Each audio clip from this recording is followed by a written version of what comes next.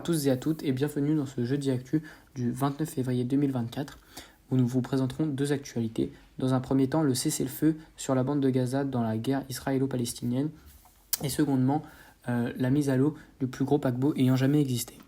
Le sujet du Jeudi Actu concerne donc la possibilité d'un cessez-le-feu entre Israël et Palestine et s'inscrit donc dans le thème « Étudier les divisions politiques du monde, les frontières ». La guerre entre Israël et le Hamas continue, cependant l'évocation d'une trêve fait son apparition. Le président américain Joe Biden a évoqué lundi 26 la probabilité d'une trêve pendant le Ramadan. Elle pourrait même commencer dès la semaine prochaine.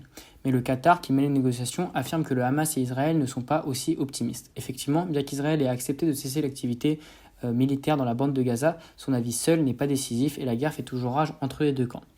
Malgré ce contexte de guerre qui perdure, le président américain ne perd pas espoir dans un cessez-le-feu en cette période de fête du Ramadan s'approchant à grands pas qui débutera donc le 10 mars. Ce cessez-le-feu pourrait entrer en vigueur dès le 4 mars. Joe Biden ajoute qu'Israël a accepté de cesser ses opérations à Gaza durant le Ramadan pour permettre la libération de tous les otages.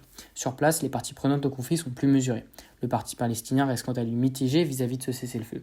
Selon le ministère des Affaires étrangères qatarien, il n'y a aucune avancée sur un accord de cessez-le-feu et du côté du gouvernement israélien, le cabinet de guerre a discuté lundi des différentes options militaires pour une offensive à Rafah, la dernière ville de Gaza épargnée par les combats au sol. Et l'heure ne semble être ni à la trêve ni à la négociation. Le ministre israélien Benjamin Netanyahou reste sur la même ligne depuis la fin de la première trêve le 1er décembre dernier. Anéantir l'appareil militaire du Hamas et empêcher qu'un nouveau massacre puisse se reproduire sur le sol israélien. Les conditions que le Hamas exige de cessez-le-feu sont qualifiées de maximalistes par Israël. Le Hamas exige en effet la libération de 8000 prisonniers palestiniens, un cessez-le-feu définitif et le retrait des troupes israéliennes de Gaza. Les positions bougent peu, alors que 1,5 million de civils gazaouis ont été déplacés à Rafah et les familles de plus de 130 otages, une trentaine seraient morts, sont dans l'attente d'hypothétiques avancées des négociations en provenance de Doha au Qatar. Le Ramadan ne serait en fait qu'une excuse à ce cessez-le-feu pour en couvrir le réel enjeu.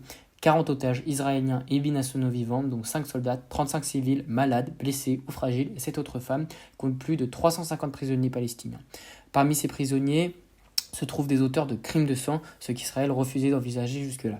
Pendant une trêve de 40 jours, les deux parties s'engagent à faire taire les armes et à laisser l'aide humanitaire parvenir à la population civile. C'est un plan à court terme qui laisse de nombreuses questions qui paralysent les discussions depuis près de 3 mois.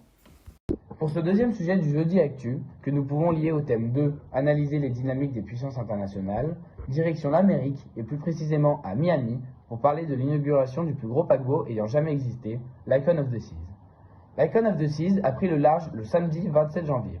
Il est le premier navire de la compagnie américaine Royal Caribbean Cruise Line à être alimenté grâce au gaz naturel liquéfié, GNL, un combustible fossile présenté comme une alternative plus écologique. Quelques chiffres d'abord pour décrire ce mastodonte du voyage maritime. Tout d'abord, 7600, c'est le nombre maximal de passagers qu'il peut accueillir, soit avec les membres d'équipage, près de 10 000 personnes à bord. Mis debout, il dépasserait la Tour Eiffel, faisant à peu près 350 mètres. Et sur la balance, il pèse 250 000 tonnes. À première vue, le paquebot a tout pour plaire. Cependant, c'est au niveau écologique qui m'inquiète. En effet, l'Icon of the Seas, immatriculé aux Bahamas, est le premier navire du géant américain des croisières à être propulsé au gaz naturel liquéfié, un combustible fossile que l'industrie présente comme une alternative plus écologique au fioul lourd utilisé jusqu'alors. Le navire est également équipé d'un système permettant de convertir les déchets en énergie et d'un autre pour recycler l'eau à bord, explique la compagnie. La direction promet ainsi de réduire l'impact environnemental de ce type de navire, l'une des critiques les plus courantes envers l'industrie des croisières.